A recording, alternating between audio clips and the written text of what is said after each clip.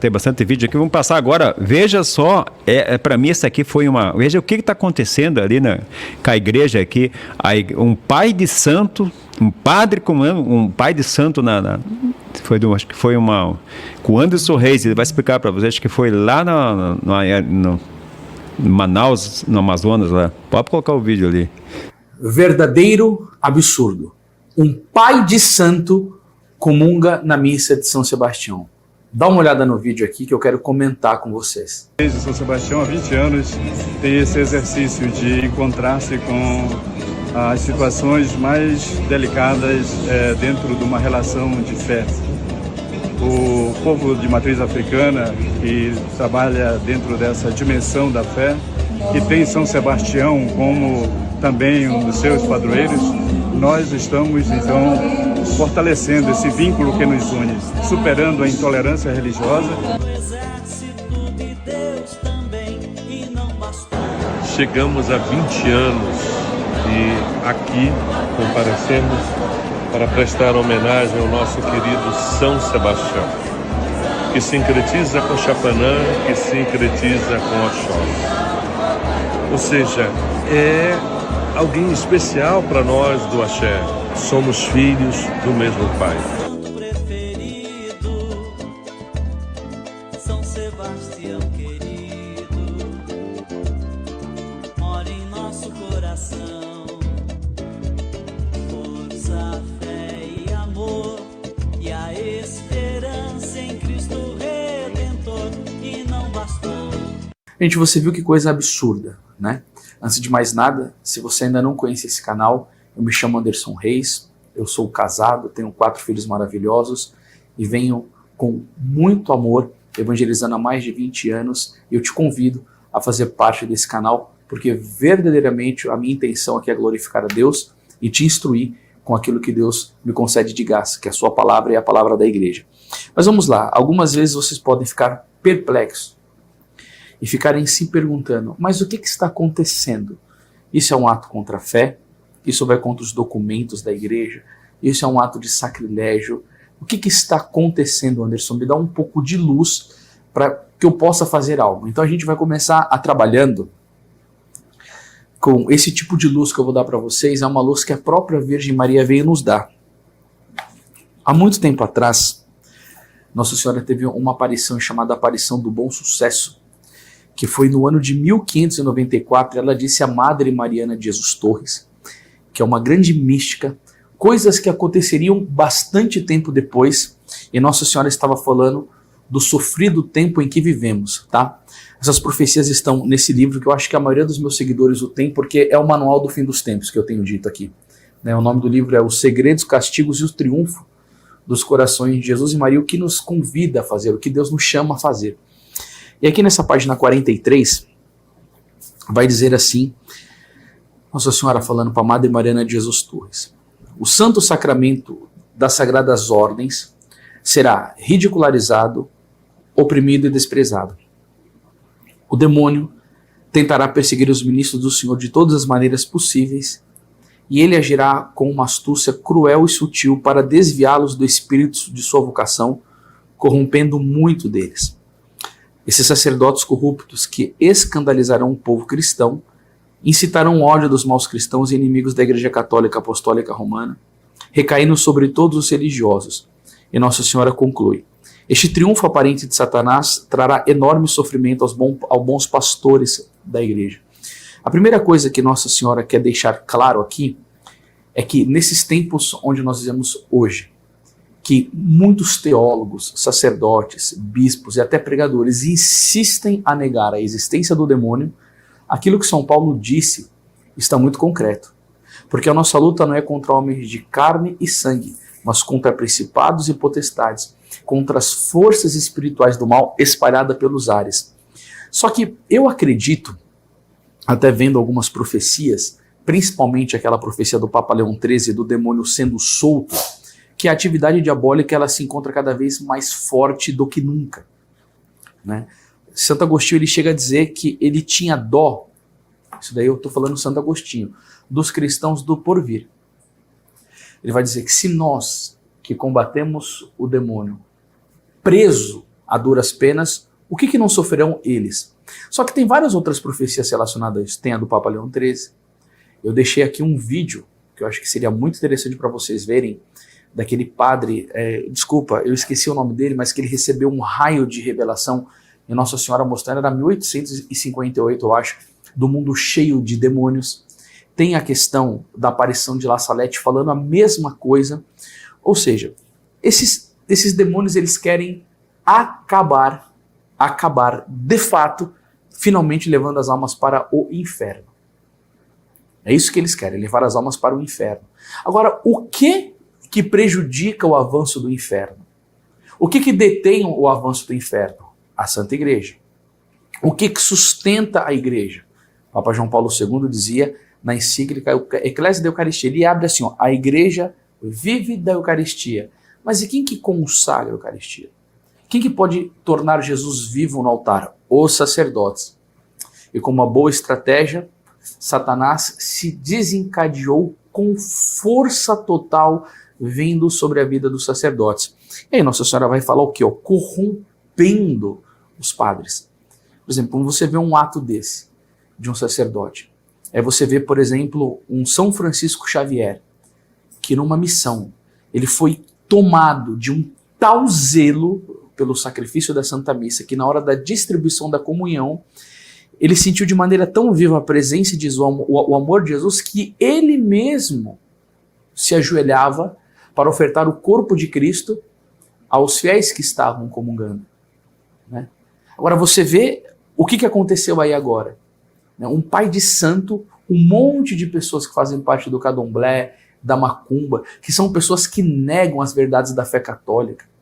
Né? São verdadeiros inimigos da cruz de Cristo dentro da casa de Deus. E esse homem comunga na mão, não sei quem que era aquele rapaz que estava dando, se era ministro extraordinário, mas comunga o corpo santíssimo de nosso Senhor Jesus Cristo, e Jesus vai descer literalmente no coração dominado por Satanás. Aí você vê de um lado o que os santos faziam. É tão bonito quando você vê São Pascoal de Bailon, que tinha uma alma devorada de amor eucarístico, que ele mesmo queria preparar, né, o vinho com seus pés pisando sobre a uva e macerando um trigo para ele poder ter uma participação do pão e do vinho que seriam consagrados. Ele estava trabalhando distante, São Pascoal de Bailon, quando tocava o sino da consagração, ele se ajoelhava num recolhimento, sabendo que naquele altar estava acontecendo um milagre estupendo. E na morte dele, que foi celebrada de missa de corpo presente, o homem estava no caixão, quando a Eucaristia é levantada, ele faz um ato de vênia. Aquele que crê em mim, ainda que esteja morto, viverá. Ele abre os olhos e faz um vênia para Jesus. Aí você começa a ver a história das almas eucarísticas, aí você vê um negócio desse, uma farra, uma bagunça, cânticos a Satanás, uma liturgia infernal, e a tranquilidade do sacerdote permitindo uma coisa dessa. Quantos mártires da Santa Igreja que por tão pouco relacionado a isso, deram a vida por nosso Senhor Jesus Cristo e foram devorados de dores atrozes, como é bem conhecido o martírio de São Lourenço e tantos outros. Eles guardaram a fé, eles deixaram o seu corpo serem triturados pelo amor à fé. E hoje o que a gente vê? Jesus é entregue aos inimigos pelas mãos do seu próprio sacerdote, dentro da Santa Igreja, na cara de todo mundo. E aí a gente não pode olhar para as profecias de Nossa Senhora e falar: mãe, a senhora veio e nos alertou. Muito bem, é o Anderson, né, falando aí sobre realmente o que está acontecendo na igreja. Igual ele falou, né, são seitas infiltradas que negam várias verdades, né, doutrina da Igreja Católica. E uma coisa que a gente vê é que eles colocam alguns santos como se os santos compactuavam com essas seitas, né, como se os santos compactuavam com o candomblé, com o espiritismo, com o protestantismo. E isso vai empurrando isso na mente das pessoas. Então isso aí está fazendo o quê? É tirar né? A doutrina da Igreja Católica da mente das pessoas é deturpar a vida dos santos, para que as pessoas acham que os santos também eles participavam dessas seitas, que eles tinham esse envolvimento. Então é igual ele falou, né? Simplesmente está passando por uma situação muito complicada, e o pior de tudo que os sacerdotes estão silenciados. Poucos sacerdotes se levantam contra isso, né, seu Eugênio? Não é? Eles estão assim, que a gente não dá para entender. Vai mostrar um livro desse para um sacerdote, eles não aceitam, um bispo não aceita. Mas o candomblé, o macumbeiro, eles aceitam. Quando ele falou o santo São Pascoal de Bonão ali, quando o sino batia, ele se ajoelhava. Depois que ele morto, ele estava no caixão ali, quando passava o Santíssimo ali, depois de morto, ele se levantou e fez para reverência para a Eucaristia, mesmo morto, porque ali é Jesus. Veja o que Jesus falou aqui, ó, lê aqui na Sagrada Escritura aqui, ó. Ele fala aqui, ó: portanto, todo aquele que comer do pão e beber do cálice do Senhor indignamente será culpável do corpo e do sangue do Senhor. Que cada um se examine a si mesmo, e assim coma o pão desse pão e beba desse cálice. Aquele que come e bebe sem distinguir o corpo do Senhor, come e bebe sua própria condenação.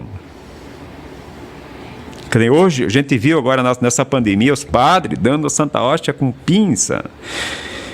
Então, eles não acreditam que Cristo está ali na Santa Hóstia. Não acreditam, porque será que aquele milagre do Lanciano, será que eles nunca não podiam estudar que o milagre do Lanciano, que é um padre que duvidou da Santa Hóstia e a hóstia se transformou em corpo e sangue de Cristo? Mas tem que acontecer, porque aqui em Daniel, está escrito assim, Daniel 11:31 diz assim: tropas sob a sua ordem virão profanar o santuário e a fortaleza e farão cessar o holocausto perpétuo. Instalarão a abominação do devastador. Aqui, o que Jesus falou para o profeta aqui, ó. Foi no dia 26 de abril de 2005. Eu falei assim, ó: a Igreja Católica vem cedendo espaço para todos, dizendo que todos vão se salvar. Por isso, o Concílio Vaticano II abriu este espaço. Só nisto já diz quase tudo, que o homem pode mudar as leis de Deus. Imagine se Jesus dissesse: lutem para que o diabo se converta. Hipócritas, têm olhos, mas não conseguem enxergar, têm ouvidos, não conseguem ouvir. O planejamento dessa nova cartilha faz que o homem tenha direito de fazer o que tem vontade. Não faz mal se seja católico, budista, maometano, espírita, centro de umbanda ou ateu. Tudo é certo para alcançar a glória de Deus, guiada por Jesus Cristo. Esses são os ladrões, os fornicários, os corruptos, os mais verdadeiros desafiantes do Santíssimo Sacramento. Eles podiam também olhar também no tempo do Sodoma e Gomorra lá, quantas pessoas que se salvou. Olhar no tempo da Arca de Noé, quantas pessoas se salvou naquela época ali. Só uma família, porque o resto também pensavam, achavam que não. Quando hoje vale falar para um padre hoje, não, meu filho, era pecado, agora não é mais. Aproveite a tua vida. Então quem vai salvar a igreja hoje? Quem Deus está chamando a igreja? É o pessoal leigos, os leigos fora da igreja. Porque os que deveriam defender, hoje estão usando por lado, eles só querem saber do dinheiro, Uma vez eu fui falar com um padre, eu falei: padre, olha só, a igreja está cheia de mulher quase sem roupa ali. Se eu for chamar atenção assim, ainda vem pouca gente para a igreja. Então ele pensa só no nudismo, né, Edilson? Olha, sobre o que aconteceu nessa igreja aí, que foi todo lá o candomblé era para dentro, e o padre permitiu-se que pai de santo comungasse, e deve ter comungado mais gente lá do candomblé. Agora, o que são os orixás do candomblé? São divindades africanas, são deuses estranhos. E na Bíblia está escrito o quê? Não terás outros deuses diante de mim, eu sou o Senhor. E se acontece isso, eu sou obrigado a dizer, né? Depois eu sei que chove e-mail lá, me xingando, dizendo horrores. Ah, tudo bem. Essa igreja, e é esse ato, dizer que Jesus estava na Santa Hóstia ali consagrada, não estava. Não terá outros deuses diante de mim. Como é que as pessoas vão lá comungar adorando outros deuses? E outra coisa, essa igreja pode mandar e-mail, fique à vontade, ela está amaldiçoada. Gilson Curti, tu não pode dizer, eu não posso, então eu não posso. Mas então a Bíblia pode. A Sagrada Escritura pode? Eu não posso, claro, eu não posso. Mas a Sagrada Escritura pode dizer isso sim, viu, padre? Viu, fiéis dessa igreja? Leio mais a Bíblia. Por que você lê só coisa mundana?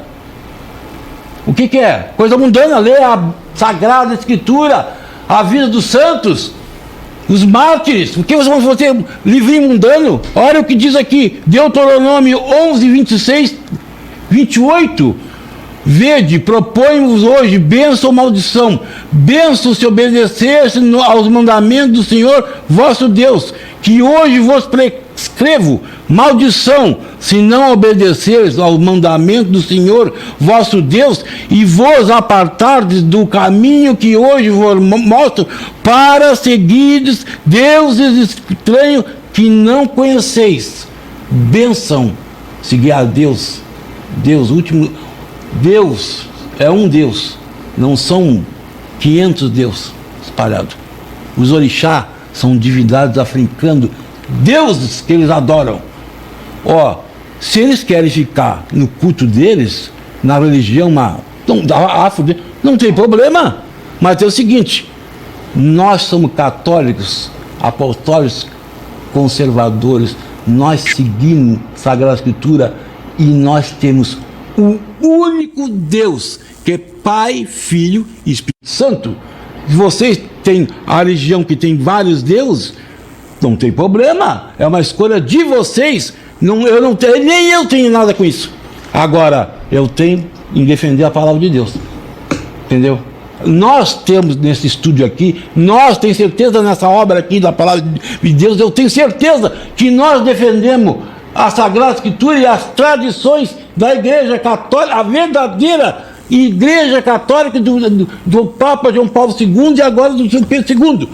Agora, se vocês querem ter vários deuses, padre, quer adorar o Deus deles, não tem problema, porque o senhor não passa para o outro lado. Não passa para o outro lado. Aliás, o senhor não lê a Sagrada Escritura, padre? O que o senhor lê? Hein? Candomblé? Deus africano? O que o senhor está lendo? Porque a sua igreja está amaldiçoada, não sou eu que digo, é a palavra de Deus que diz. E outra coisa, eu vou aproveitar o gancho aqui, vocês, cardeal, bispo e padre, vocês sabem que o Francisco está excomungado, né? Automaticamente. Quando ele botou Pachamama dentro do Vaticano, da Basílica de São Pedro, para todo mundo dançar para um Deus estranho, ele está excomungado pelo próprio Deus. Ah, justo. Como não é? Está a Sagrada Escritura? Como não é Dilson? Ele disse que Dilson está aqui, ó. Aqui o Dilson. Vou mostrar o bicho. Desculpe, olha o bicho aqui para vocês. Isso é o Dilson.